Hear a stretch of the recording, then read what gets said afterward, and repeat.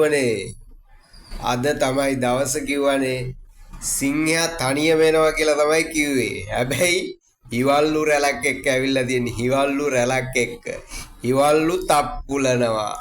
සිංහයා බහින්නවත් නැහැ අතවත් පෙන්නන්නේ නැහැ වාහනේ ඉඳගෙන එහෙම්මම ගෑරලා යනවා. අනේ මුන්ට තවත් ලැජ්ජ නැහනේ.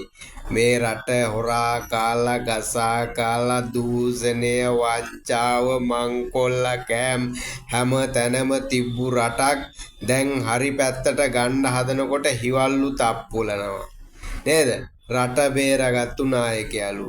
රට බේරගත්තු නායකයලු.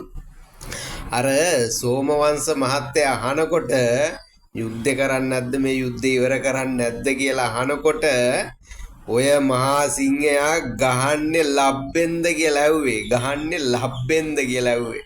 හැබැයි අර සරත් පොන්සේකා මහත්තයාටයි රටේ රණවිරුවන්ටයි පින් සිද්ධ වෙන්න යුද්ධය ඉවර කරලා පෙන්නුවා. යුද්ධේ ඉවර කරලා පෙන්නුවට පස්සේ මිනිහා විදේශගත වෙලා ඉඳලා මතකනේ රංගපු රැඟිල්ල අර ප්ලේන් එකෙන් බෑලා නේද?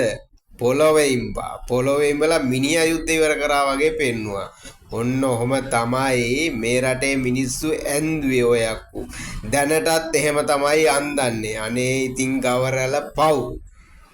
ගවරැලට පව් කියන්න තමයි වෙන්නේ. ඒ වගේම තමයි අර තාදුඩින් එක්නැලිගොඩ නේද? මාධ්‍යවේදීන් ඒ විදිහට ඝාතනය කරනකොට වෙලේ සුදාලා නේද? ඝාතනය කරනකොට ඒ වගේම අපි දැක්කනේ ඊයේ පෙරේදත් වෙච්ච මරණ දෙක නේද? ඔය ළඟ ඉන්න හෙන්ජයියන්ටත් වෙන්නේ ඕකම තමයි. මේ වෙනකොට මේ රටේ ඝාතන කීයක් සිදු කරාද ඔය මිනිස්සු?